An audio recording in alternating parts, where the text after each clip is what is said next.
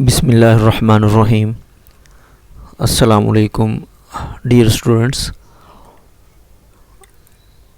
आज हमारा topic stat 408 की असाइनमेंट नंबर 1 है। आपके इस सब्जेक्ट का नाम है एक्सपेरिमेंटल डिज़ाइन एनालिसिस, और जिस लेसन में से आपकी असाइनमेंट ली गई है इसका नाम है randomised complete block design. Dear students, इसकी लास्ट डेट 12 जून है और इसके टोटल मार्क्स 10 हैं। इसकी ये जो स्टेटमेंट है क्वेश्चन की वो पढ़ लें आप। 3 varieties A, B, C of a crop are tested in a randomized complete block design with 4 replications, the layout being given in the diagram appended. The plot yields in pounds are also indicated therein.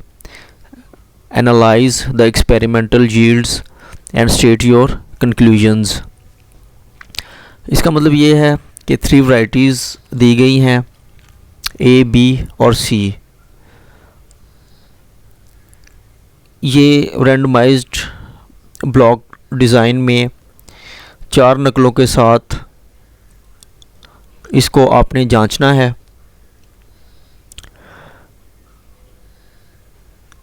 ये table आपके सामने दिया गया है dear students. इसमें plot की पैदावार और पाउंड्स में भी बताई गई है। तजुर्बाती पैदावार का तज्ज़िया करें और अपने नताइज बयान करें। तो ये सॉल्यूशन है। सॉल्यूशन की तरफ जाने से पहले मैं आप लोगों से रिक्वेस्ट करूँगा कि आप मेरी इस वीडियो को लाइक कर दीजिएगा और मेरे चैनल को सब्सक्राइब कर दीजिएगा। इससे पहले स्टैट 408 की असाइनमेंट किसी ने नहीं बनाई। ये मैं फर्स्ट पर्सन हूँ जो मैं आपके लिए स्टैट 408 की असाइनमेंट बना रहा हूँ, ठीक है। तो इसे ज़रूर लाइक कीजिएगा और सब्सक्राइब कीजिएगा।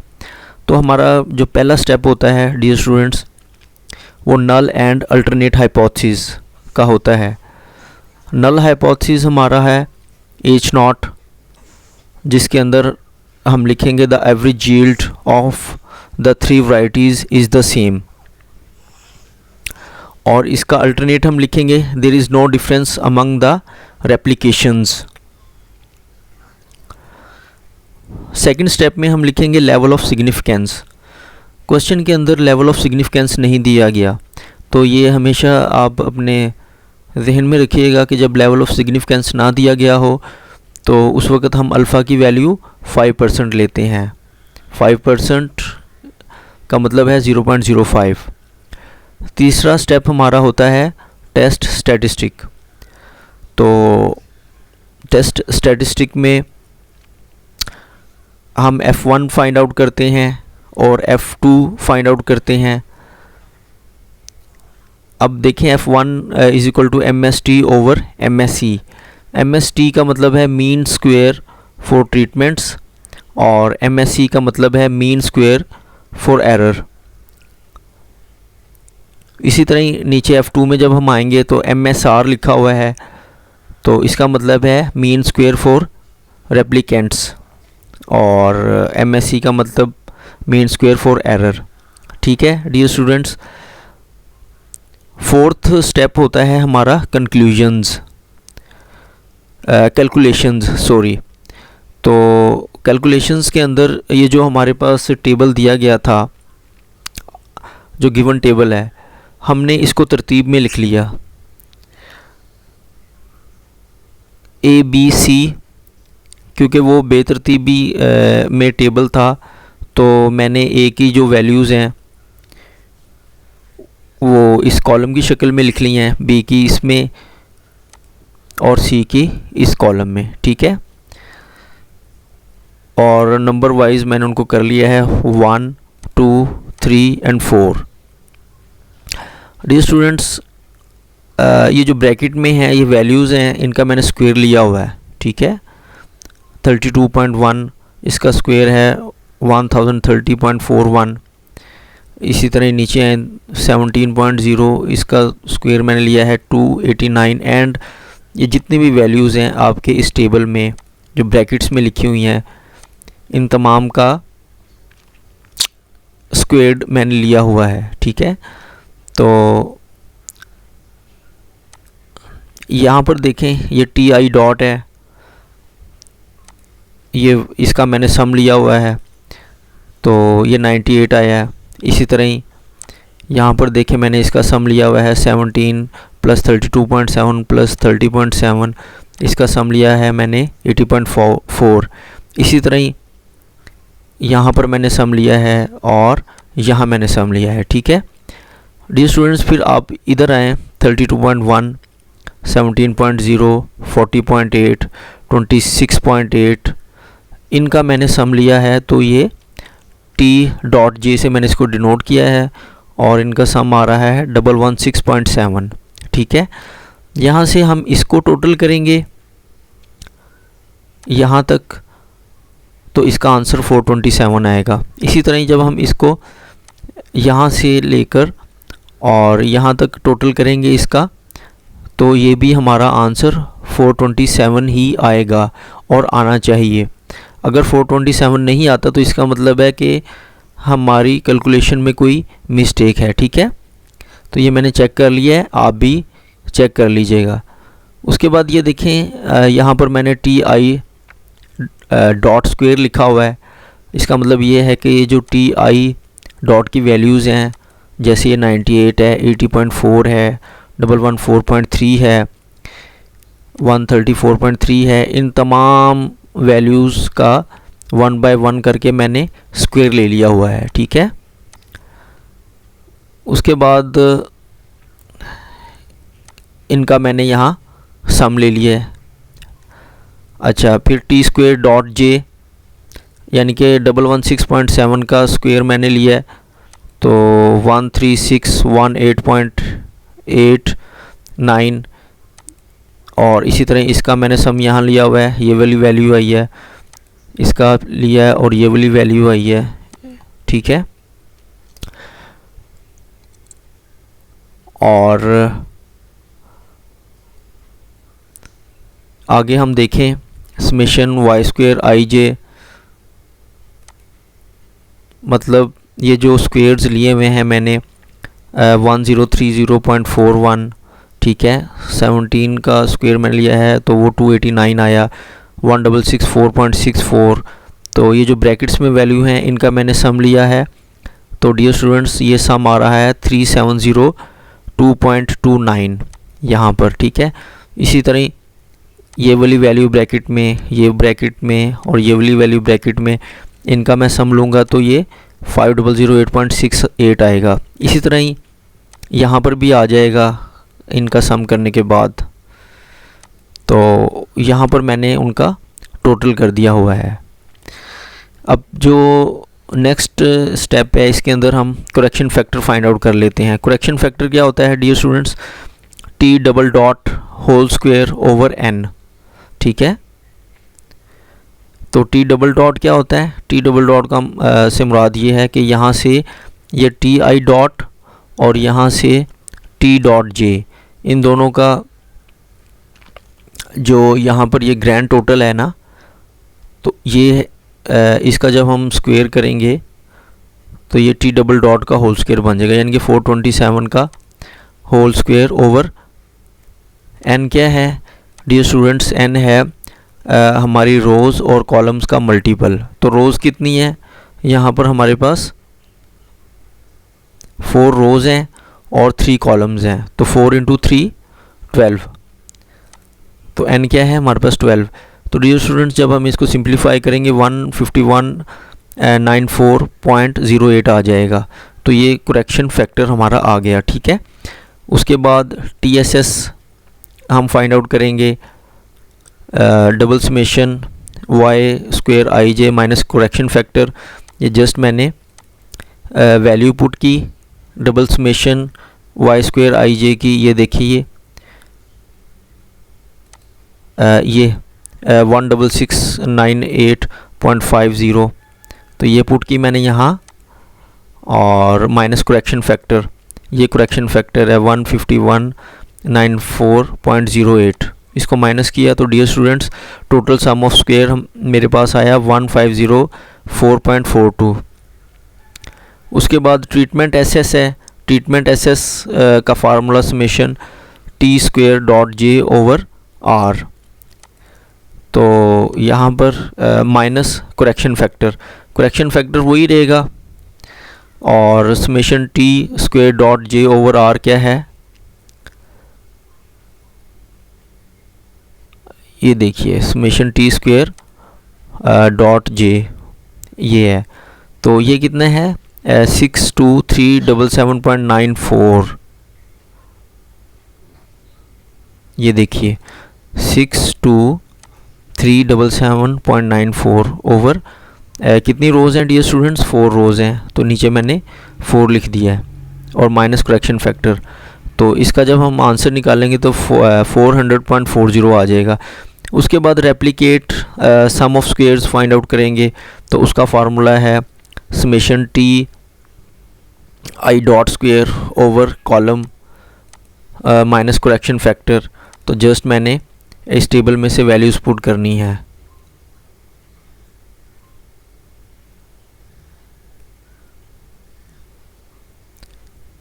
Forty 169.14 over 3 minus correction factor, तो इसकी वैल्यू फाइनली मेरे पास आ जाएगी 528.97। उसके बाद फिर मैंने एरर सम ऑफ स्क्वायर निकाल लेना है, उसका फार्मूला होता है total SS minus treatment SS minus replicates, ठीक है। टोटल एसएस की वैल्यू यहाँ पुट की मैंने, ट्रीटमेंट एसएस की वैल्यू पुट की, और रेप्लिकेट्स की वैल्यू पुट की, तो एरर एसएस मेरे पास फाइनली आ गया 575.05, ठीक है। उसके बाद डियर स्टूडेंट्स हमने अनोवा टेबल बना लेना है। अनोवा टेबल में सोर्स ऑफ वेरिएशन, उसके बाद डिग्रीज ऑफ फ्रीडम, उसके बाद सम ऑफ स्क्वेयर्स, उसके बाद मीन्स स्क्वेयर, उसके बाद एफ, ठीक है, ये मेरे पास कॉलम बन जाएंगे। तो बिटवीन ट्रीटमेंट्स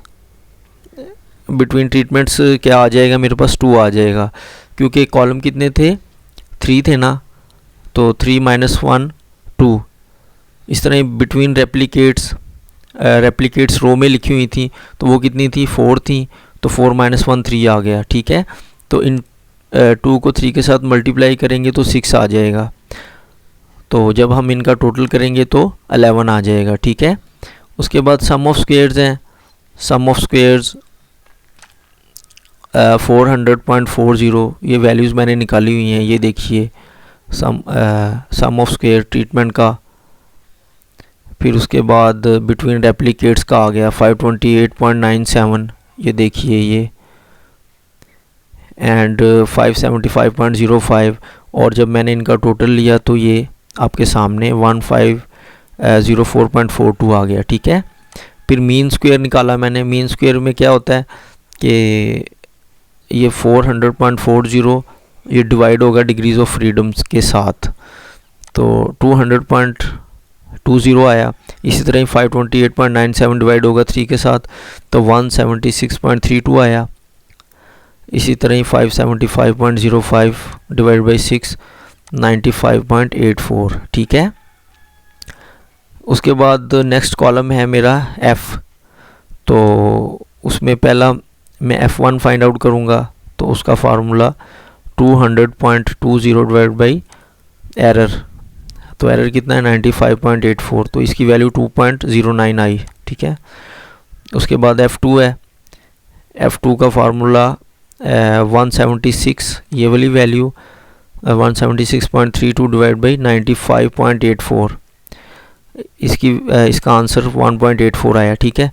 उसके बाद डियर स्टूडेंट्स ये क्रिटिकल रीजन का स्टेप आता है, तो क्रिटिकल रीजन में ये जो 2 F हैं इनकी वैल्यूज़ मैंने लिख लेनी है। F1 ग्रेटर देन F 0.0526, और दूसरा F2 है ग्रेटर देन F 0.0536। तो टेबल में जब मैंने इनकी वैल्यूज़ देखी तो एक की वैल्यू 5.14 आ रही है और दूसरे की वैल्यू 2.76 आ रही है।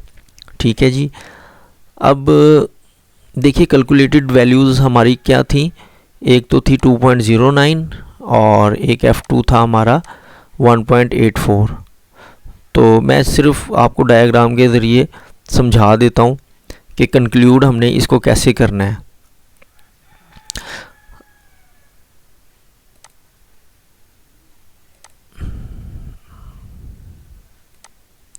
ये देखिए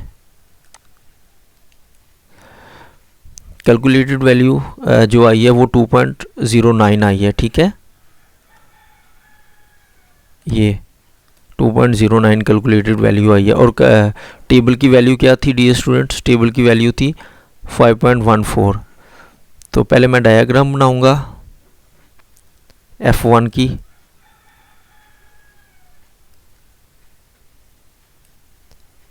ये F1 की डायग्राम बनी, तो तकरीबन 5.14 जो है F1 का वो यहाँ पर आएगा। इसको मैंने शेड कर दिया। तो शेड करने के बाद यहाँ पर 5.14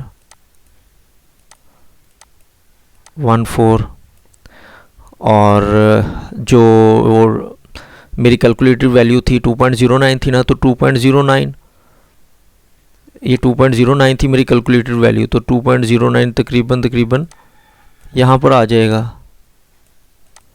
तो ये कौन से रीजन में आ रहा है डियर स्टूडेंट्स, ये एक्सेप्टेंस रीजन में आ रहा है। ठीक है, तो इसलिए हम इसको एक्सेप्ट करेंगे। जो दूसरी वाली वैल्यू है वो भी देख लेते हैं।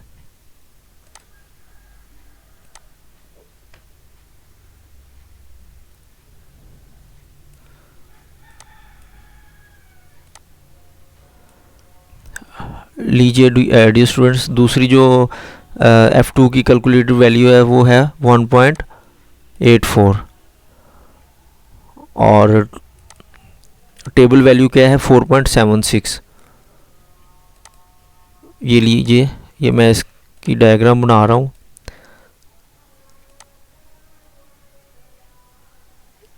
ये F डिस्ट्रीब्यूशन पॉजिटिवली स्क्यूड होती है। ठीक है, बहरहाल F2 की जो टेबल वैल्यू है 4.76 है। 4.76 तकरीबन यहाँ पर अगर मैं लिखूँ,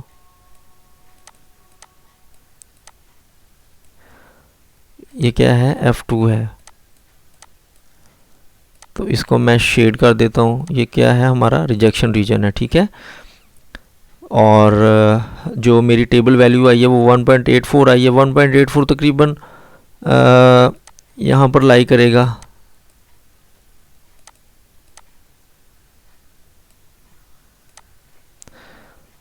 तो ये जो होता है रीजन, ब्लैंक रीजन होता है, इसको हम कहते हैं एक्सेप्टेंस रीजन। ठीक है, तो आपने ये देखा कि दोनों F1 और F2 की वैल्यूज़ जो हैं वो एक्सेप्टेंस रीजन में आ रही हैं। तो इसलिए हम इसके कंक्लूजन में लिखेंगे the value of F falls in acceptance region. उसकी भी एक्सेप्टेंस रीजन में आ रही थी और इसकी भी एक्सेप्टेंस रीजन में आ रही है।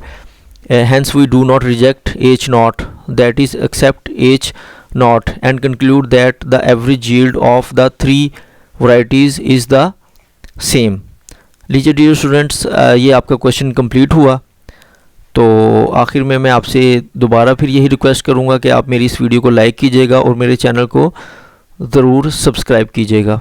अस्सलाम वालेकुम रहमतुल्लाहि व बरकातुहू।